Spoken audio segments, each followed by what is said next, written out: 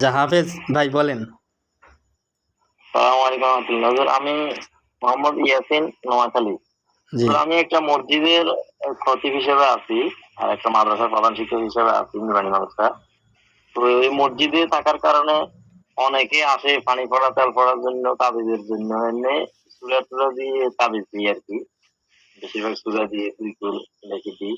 আর মাশাআল্লাহ। অধিকাংশ মানুষের নাম দেখি, নাম দেখলেই বলে দেখি যে বেশিরভাগ মানে জিনের আসর, মানে জিন আছে অনেকের সাথে। এরকম নাম দেখলেই বলি যে একবার মানে জিন রাতে আই সহবাস সহবাস করে অনেক মহিলার সাথে, এমনও মানে দেখি।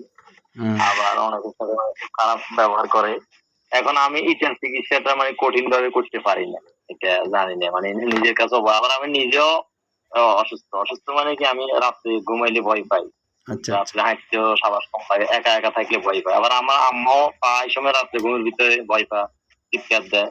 এটার জন্য অনেক তাবিজ তোমার ব্যবহার করছে, কিন্তু কিছুতে কিছু হচ্ছে না। আমার সাথেও অনেকগুলো তাবিজ আছে, নিজে যেটুকুলা পারছি অনেক হুজুর আলম থেকে নিয়েছি, ফোনকার থেকে নিয়েছি, কিন্তু এরপরও রাত্রে ভয় হয়, বিভিন্ন জিনিস দেখি। এই কারণে আসলে অনেকদিন ধরে চেষ্টা করতেছি এটা পারুম কিনা। আবার অনেক সময় হিম্মত থাকে না, লাগে পারতাম না।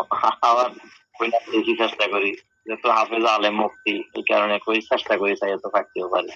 এই জন্য নিজে শিখতাম এবং মানুষের উপকার হইতো।